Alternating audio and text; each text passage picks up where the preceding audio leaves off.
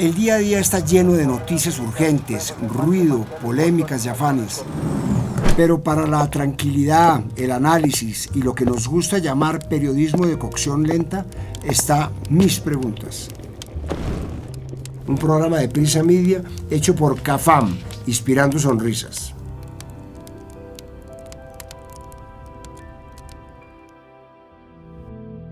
Se pronostica que para 2050 los casos de cáncer aumentarán un 77%. Encontrar una cura para esta enfermedad parece ser la causa de la especie humana. ¿Cuáles son los tratamientos que existen hoy en día? ¿Por qué no hemos podido encontrar una cura?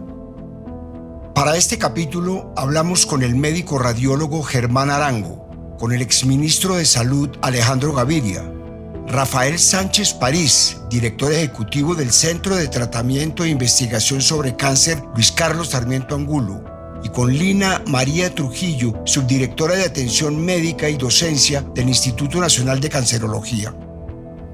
Soy Roberto Pombo y este es el capítulo 78 de Mis Preguntas. Bienvenidos. Al humano le ha tomado toda su historia entenderse a sí mismo, al mundo que lo rodea y la conexión que hay entre todo. Desde los albores de nuestra conciencia nos hemos hecho preguntas y no nos bastó con ser bípedos y tener pulgares oponibles. Hemos explorado el mundo, todos sus mares y sus profundidades, los volcanes y su imponencia salvaje, los glaciares, desiertos, selvas. Estudiamos cada especie con la que compartimos el planeta. En algún punto de la historia no nos bastó lo que nos rodeaba. Entonces alzamos la mirada y buscamos explicaciones a lo que en ese momento estaba fuera de nuestro alcance, así que alguien alguna vez creó un aparato para descubrir de qué se trataban esas luces que brillaban en lo que llamamos cielo. Vimos que se movían a un ritmo que podíamos predecir. Entonces les fuimos dando nombres y encontrando sus características. Nos dimos cuenta de nuestro lugar en el universo, de la inmensidad e infinitud de lo que había más allá de la Tierra. Hemos encontrado explicaciones para el universo, sus galaxias, los agujeros negros, las nebulosas y las estrellas.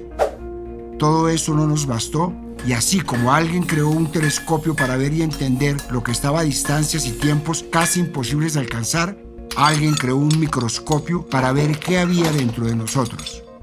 Entonces hicimos lo mismo a nivel cuántico, es decir, no hacia afuera sino hacia adentro, a nivel de las moléculas y de los átomos. En un punto dijimos que ese era el punto límite, que era indivisible, lo más micro que existía. Sin embargo, como ya parece costumbre, fue temporal y alguien más descubrió que podía verse más allá del átomo y posteriormente lo dividió. Me deslumbra ver el nivel de conocimiento que hemos adquirido como especie. Pareciera que no hay nada imposible para esta especie maravillosa que somos, con sus luces y sus sombras. Y aunque allá afuera en el espacio, tan lejos y en una escala macro, hay aspectos que parecen superarnos y determinar nuestra existencia, aunque a nuestro alrededor hay profundidades y elementos que amenazan con nuestra existencia, es a nivel atómico, dentro de nosotros, que hay un fenómeno que es el dueño de nuestros miedos y que hoy en día es una amenaza para la humanidad, las células cancerígenas. El cáncer no es algo nuevo. Los seres humanos y otros animales han tenido cáncer a lo largo de la historia y hay registros de esa enfermedad en fósiles y escrituras antiquísimas. Algunas de las primeras pruebas de cáncer se encuentran entre tumores óseos fosilizados, momias humanas del Antiguo Egipto y manuscritos antiguos. Por ejemplo, se han encontrado momias con crecimientos que sugieren un cáncer de huesos llamado osteosarcoma. La descripción más antigua que se tiene no incluía la palabra cáncer. Se descubrió en Egipto y se remonta al año 3000 a.C. en un papiro conocido como el papiro Edwin Smith, que hace parte de un libro sobre cirugía traumatológica y se dice que es el primer tratado de cirugía de la historia. Ese documento describe 8 casos de tumores o úlceras de mama que fueron extirpados mediante cauterización con una herramienta llamada simulacro de incendio. El escrito dice sobre la enfermedad: no hay tratamiento. No fue sino hasta el siglo XIX, cuando apareció la anestesia, que se hicieron las primeras cirugías para extirpar algunos tipos de cáncer. Pero a pesar de que esta enfermedad ha compartido tanto tiempo con el humano, entenderla no ha sido fácil.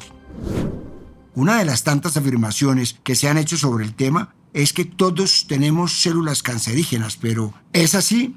Vamos por partes.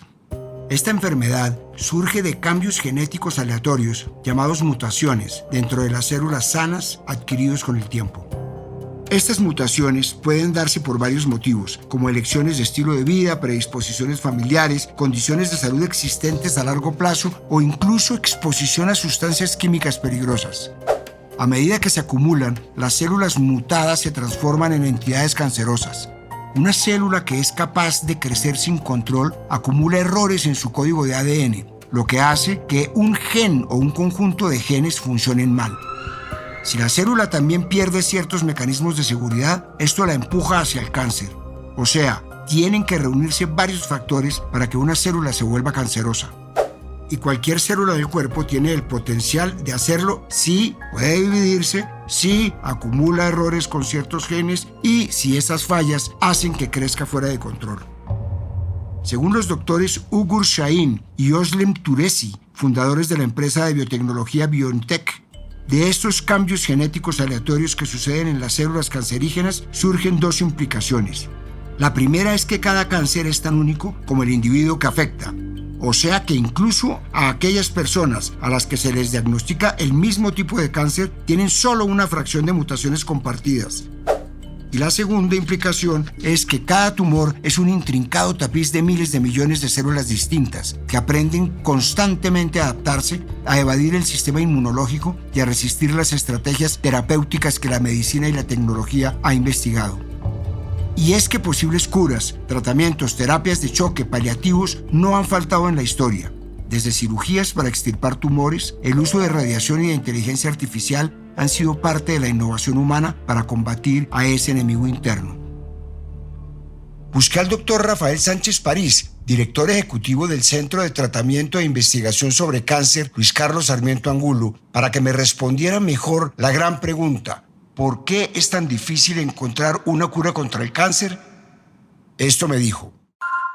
El cáncer no es solo una enfermedad, es un grupo de enfermedades realmente distintas, causadas por factores en ocasiones diferentes unos de otros. Por tanto, de entrada hay unos más curables que otros. Además, hoy en día el número de pacientes con enfermedad avanzada es mayor que con enfermedad temprana. Cuando el cáncer se diagnostica tempranamente, el porcentaje de cura es más alto y esto está directamente relacionado con el acceso oportuno a los servicios de salud y el autocuidado de las personas. Finalmente, los cambios genómicos dentro de la enfermedad son dinámicos y progresivos. Es decir, las células aprenden a sobrevivir a los tratamientos administrados, lo cual complejiza el tratamiento a lo largo del tiempo. Hace poco fue noticia un estudio publicado en la revista BMJ Oncology que concluye, entre otras cosas, que la incidencia mundial del cáncer de aparición temprana aumentó un 79,1% y el número de muertes por aparición temprana aumentó en un 27,7% entre 1990 y 2019.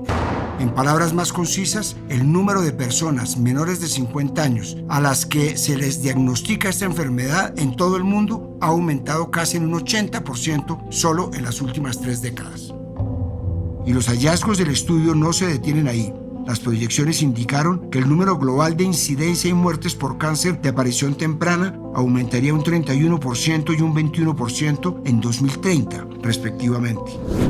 Y disculpen ustedes tantas malas noticias, pero de acuerdo con la Organización Mundial de la Salud, se pronostican más de 35 millones de nuevos casos para 2050, o sea, un aumento del 77% comparado con los 20 millones de casos estimados para 2022.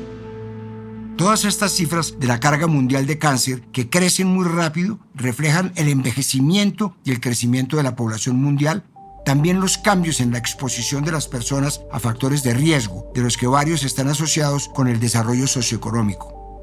Todos estos números a futuro no son nada alentadores.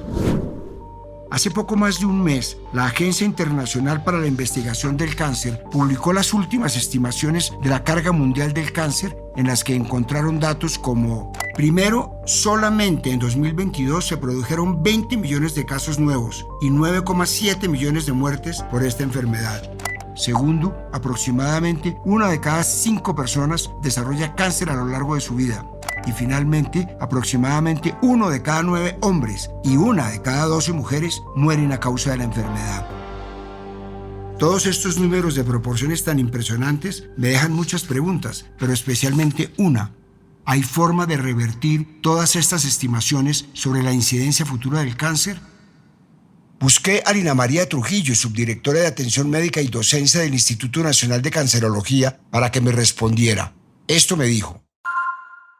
Lo primero es que hay que aclarar que el cáncer no es una sola enfermedad. Es una palabra que agrupa diferentes enfermedades que tienen diferentes orígenes, diferentes causalidades y por ende diferente enfoque, no solamente de diagnóstico, de tratamiento. Entonces no hay una estrategia común. La única que podríamos hablar de que podríamos cambiar en un lapso relativamente factible según los cálculos es cáncer de cuello uterino.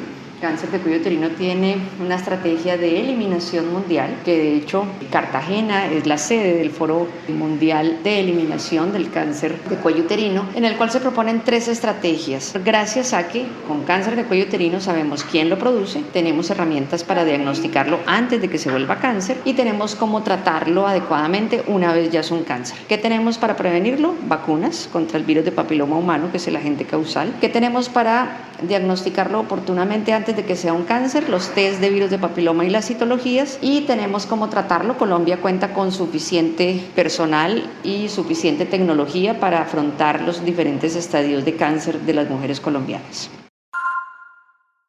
Aunque el cáncer, como ya conté, sea una enfermedad antiquísima, ¿a qué se debe este alarmante incremento? Según los autores del estudio publicado en BMJ Oncology, es probable que los factores genéticos influyan, pero las dietas ricas en carnes rojas y sal y bajas en frutas y leche, además del consumo de alcohol y tabaco, son los principales factores de riesgo que están detrás de los cánceres más comunes entre los menores de 50 años, además de la inactividad física, el exceso de peso y los niveles altos de azúcar en la sangre. Según esa investigación, abro comillas, los cambios en la dieta, el estilo de vida y el medio ambiente desde principios del siglo XX, que han dado lugar a un aumento de las tasas de obesidad, inactividad física, dietas occidentalizadas y contaminación ambiental, pueden haber afectado la incidencia del cáncer de aparición temprana. Además, el alcohol, el tabaquismo y las exposiciones perjudiciales durante el embarazo también pueden haber afectado. Cierro comillas. Y tiene mucho sentido. Tan solo piense en cómo ha cambiado la vida del humano, sus rutinas de trabajo o la forma en la que nos alimentamos o consumimos productos como el alcohol, la nicotina o comestibles ultraprocesados. Sobre esto último, un estudio de la Universidad de Viena, en colaboración con la Agencia Internacional para la Investigación del Cáncer, encontró que cuanto mayor es el consumo de alimentos ultraprocesados, mayor es el riesgo de sufrir una combinación de enfermedades crónicas como cáncer, diabetes o enfermedades cardíacas. Otro de estos cambios de la vida moderna que han ayudado al incremento de casos de esta enfermedad es la contaminación del aire, como si el calentamiento global ya no fuera suficiente. En el simposio presidencial ESMO 2022, el profesor Charles Swanton del Instituto Francis Crick, un centro de investigación biomédica en Londres, presentó una investigación que destacó que las mismas partículas que contribuyen al cambio climático están impactando la salud humana a través de un importante mecanismo causante de cáncer en las células pulmonares. La Comisión Lancet sobre Contaminación y Salud estableció que todas las formas de contaminación causan el 43% de las muertes por cáncer de pulmón. La contaminación del aire por sí sola causa el 29% de todas las muertes por cáncer de pulmón. Y claro, los cálculos dan, según la OMS, el 99% está respirando aire poco saludable. Según le dijo el doctor Emmanuel Ricard, portavoz de la Liga Francesa contra el Cáncer al medio France 24, se trata principalmente de contaminación por partículas finas y los gases que emite el diésel son una de las principales fuentes de esas partículas. Sin embargo, un estudio publicado en la revista británica de Cáncer, el mayor factor de riesgo para la mayoría de los cánceres es simplemente el envejecimiento. De acuerdo con el estudio, más de las 3/4 partes de todas las personas diagnosticadas con esta enfermedad en el Reino Unido tienen 60 años o más. Y esto se debe a que el cáncer es una enfermedad de nuestros genes. Los fragmentos del código de ADN que contienen las instrucciones para toda la maquinaria microscópica dentro de nuestras células. Y con el tiempo, los errores se acumulan en este código y los científicos ahora pueden verlos estampados en el ADN del cáncer. Y son estos errores los que pueden impulsar el viaje de una célula hacia el cáncer. Pero no todos son malas noticias. Según el informe anual de la Nación sobre la situación del cáncer, en general, las tasas de mortalidad por esta enfermedad disminuyeron un 2,3% anual en promedio entre los hombres y un 1,9% anual en promedio entre las mujeres.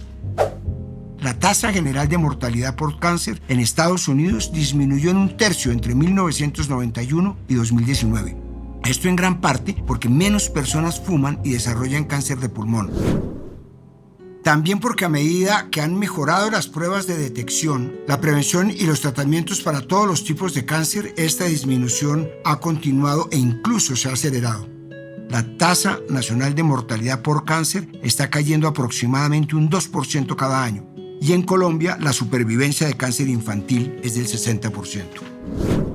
La detección temprana es una de las formas en las que se puede ayudar a que más personas sobrevivan a esta enfermedad. Y para este fin, parece que la inteligencia artificial puede jugar un factor clave. No podía servir solo para hacer videos falsos de políticos. Y es que, de acuerdo con una investigación publicada en The Lancet Oncology, sugiere que la inteligencia artificial podría diagnosticar el cáncer con el doble de precisión que una biopsia realizada por médicos. Busqué al médico radiólogo Germán Arango, quien ya usa esta tecnología para fines médicos, y le pregunté, ¿cómo puede la inteligencia artificial ayudar a detectar el cáncer de manera oportuna? Esto me contó. La inteligencia artificial puede ayudar significativamente en la detección temprana del cáncer a través de varios métodos y aplicaciones. El primero de ellos, y más importante, es en el análisis de las imágenes médicas diagnósticas, donde especialmente el aprendizaje profundo o deep learning ha mostrado una eficacia notable. En el análisis de imágenes médicas diagnósticas, como son resonancias magnéticas, tomografías, mamografías, radiografías. Los algoritmos de inteligencia artificial pueden detectar anomalías en las imágenes que pueden ser indicativas de cáncer, a menudo con una precisión que iguala o supera la de los especialistas humanos. Aquí es importante resaltar una técnica nueva que es la resonancia corporal total o Whole Body MRI, que es una técnica de imagen avanzada que permite obtener imágenes detalladas de todo el cuerpo en una sola exposición, siendo especialmente valiosa en la detección temprana del cáncer. La adición de inteligencia artificial al proceso diagnóstico de esta técnica incrementa sustancialmente su rendimiento y precisión, teniendo en cuenta que genera grandes volúmenes de información. Otros frentes en los que la inteligencia artificial contribuye al diagnóstico temprano del cáncer son los análisis de patrones, el diagnóstico asistido, la personalización de la detección, la investigación y el desarrollo y el monitoreo continuo. En resumen, la inteligencia artificial está transformando el campo del diagnóstico oncológico, mejorando la precisión y eficiencia en la detección temprana del cáncer, lo que puede llevar a un mejor pronóstico y mayores tasas de supervivencia para los pacientes. Los intentos por vencer esta enfermedad no comienzan ni terminan con la inteligencia artificial. Desde las cirugías a la quimioterapia, los tratamientos se han vuelto cada vez más amables o menos invasivos. Por ejemplo, si alguien era diagnosticado con cáncer de mama hace 100 años, los médicos tenían que tomar medidas drásticas como extirpar toda la mama junto con los músculos pectorales subyacentes y todos los ganglios linfáticos de la axila.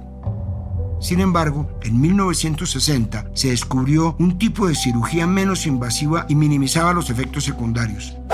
Lo mismo ha pasado con otros tratamientos como la radioterapia y la quimioterapia, que con el tiempo han afinado y refinado sus procedimientos para minimizar los efectos secundarios.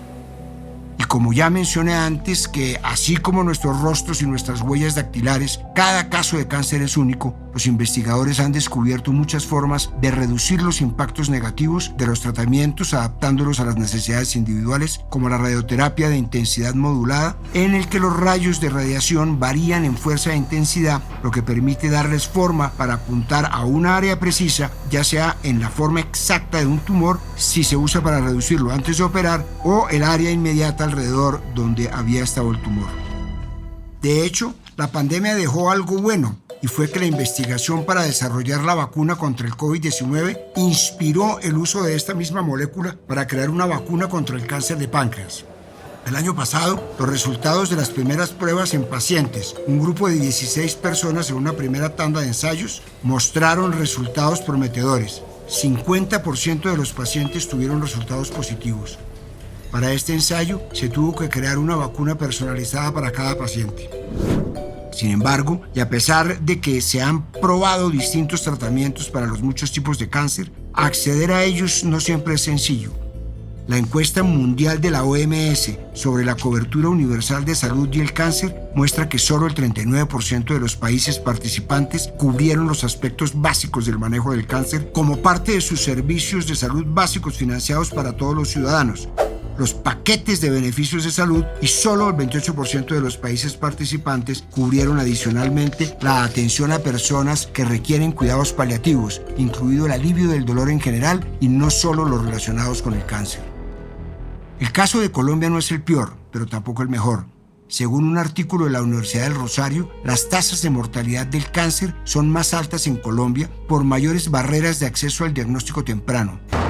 Y es que las tasas de mortalidad son más altas en los países de medianos y bajos ingresos, lo que muestra que hay menos acciones preventivas y mayores barreras de acceso para el diagnóstico y el inicio temprano del tratamiento. Según reportó el diario La República con datos de ASEMI, Fasecolda y Proesa, el paciente de cáncer estándar en 2020 al año vale 20,2 millones de pesos, lo que hoy representa cerca de 26 millones promedio del tratamiento por persona al año. Si la enfermedad se detecta ya en metástasis, podría costar hasta 229 millones. De acuerdo con Cruz, puede haber gastos aún mayores como los tratamientos experimentales que pueden llegar a costar $10,000 al mes o tratamientos de última línea, pero además el país destina casi 10,8 billones al año en recursos para atender a pacientes de cáncer. De acuerdo con cifras del Instituto Nacional de Cancerología, en Colombia al año se detectan unos 81.596 casos nuevos de cáncer y cada año mueren cerca de 40.300 personas por cuenta de esa enfermedad. Según un informe del Panorama Epidemiológico del Cáncer de ANIF, y conforme con los datos dispuestos en la cuenta de alto costo, se evidencia que para los cánceres con mayor mortalidad e incidencia, mama y próstata, el indicador nacional de detección temprana disminuyó. Ese mismo informe muestra otro problema, abro comillas. Por un lado, existen limitaciones en cuanto al acceso para ciertos departamentos y que durante los últimos años el gasto específico en la detección ha disminuido, lo que se refleja en menor proporción de casos identificados en edad temprana. Cierro comillas. El documento concluye que, abro comillas, Colombia es un país cuyo gasto en la enfermedad está mayoritariamente centrado en el diagnóstico y tratamiento, más no en la detección temprana. Lo anterior repercute negativamente no solo sobre las vidas de los pacientes con esta enfermedad, sino termina imponiendo altos costos para el Estado. Cierro comillas. Viendo el panorama, me queda una duda. ¿Qué tan bien o qué tan mal está Colombia en cuanto a la lucha contra el cáncer? Le trasladé la pregunta al exministro de Salud, Alejandro Gaviria, quien también fue paciente de cáncer, y esto me dijo. Colombia tiene una prevalencia del cáncer de aproximadamente el 6%, 6 de cada 100 personas sufren de cáncer. Esta cifra es una cifra similar a la del promedio de los países de América Latina. Colombia ha puesto en práctica políticas preventivas exitosas contra el cáncer. La más importante, la más exitosa ha sido la política antitabaco, que ha llevado a una reducción en la incidencia del consumo de tabaco de aproximadamente 500.000 personas en los últimos años, hecho que ha tenido un impacto positivo por razones obvias sobre el control del cáncer. Colombia, en cuanto a los tratamientos, también ha avanzado de manera decidida en lo que se conoce como protección financiera. A diferencia de lo que ocurre en muchos países de América Latina, una familia de bajos ingresos en Colombia no tiene que endeudarse o vender su vivienda para pagar por un tratamiento de cáncer. La cobertura del sistema de más del 95% ha sido, por supuesto, instrumental para que esto ocurra. Existen todavía dificultades y problemas, hay que reconocerlo así, en la oportunidad del tratamiento en dos periodos. El tiempo que transcurre entre la sospecha del diagnóstico y el diagnóstico definitivo, y el tiempo que va entre el diagnóstico definitivo y el inicio del tratamiento.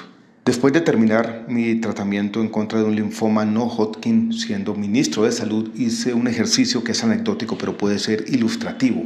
Encontramos 2 pacientes del régimen subsidiado, un lechero del municipio de Ubaté y una empleada doméstica que habían sido diagnosticados el mismo día por la misma enfermedad. Yo empecé el tratamiento 20 días después. Ellos en promedio empezaron el tratamiento entre 40 y 45 días después. Los 3 terminamos el tratamiento con éxito y 7 meses después de empezado el tratamiento fuimos declarados en remisión. El 4 de febrero se conmemoró el Día Mundial contra el Cáncer. Pocos días después murió un amigo cercano por esta enfermedad, pero no ha sido el primero. No estoy de acuerdo con esta afirmación que dice que un paciente de cáncer que muere perdió la batalla contra la enfermedad. Creo más bien que es una batalla que debemos dar todos como especie desde la trinchera de la ciencia. Es una enfermedad cruel, pero estoy seguro que así como logramos llegar a la luna y dividir el átomo, también vamos a poder encontrar una solución.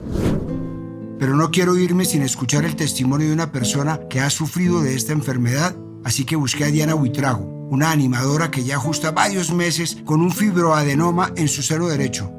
Le pedí que nos contara cómo ha cambiado su vida.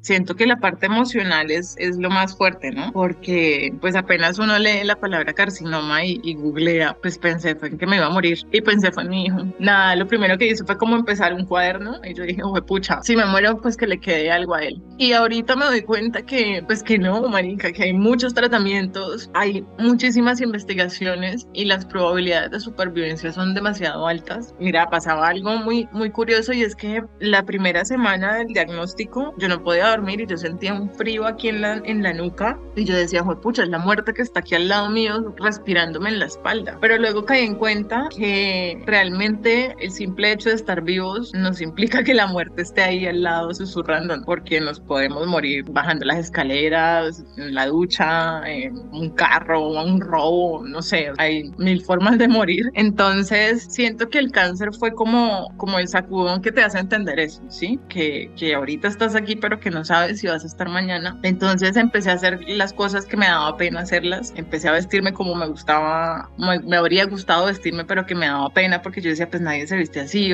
y empecé a hacerlo porque dije pues me muero y qué, o sea, pues a quién le va a importar, a nadie, a mí es la única que va a decir pucha, no lo hice. Y empecé como a reflexionar más sobre las prioridades. Mis prioridades antes estaban enfocadas muy hacia el otro, siguen estando, pero ahorita estoy antes yo. Entonces como que lo más importante fue priorizarme y darle la importancia real a las cosas que lo ameritan. El tiempo con las personas que amo, el no dejar para mañana nada. O sea, yo sé que suena súper cliché, estoy en ese proceso de que por la medicina y todo eso, pues al parecer sí hay un mañana. Pero sí es eso, es como darle la verdadera importancia al aquí y a la ahora. Soy Roberto Pombo y este fue el capítulo 78 de Mis Preguntas. Nos vemos en el próximo capítulo. A partir de este momento, este capítulo de Mis Preguntas queda disponible en todas las plataformas de podcast. Este episodio fue posible gracias a CAFAM, Inspirando Sonrisas. Dirección, Roberto Pombo. Producción general, Juan Abel Gutiérrez. Asesor editorial, Daniel Sampero Espina. Guiones, Juan Abel Gutiérrez y Johnny Rodríguez. Producción de campo, Marcela Salazar y Lucía Beltrán. Postproducción de audio, Carlos Bernal.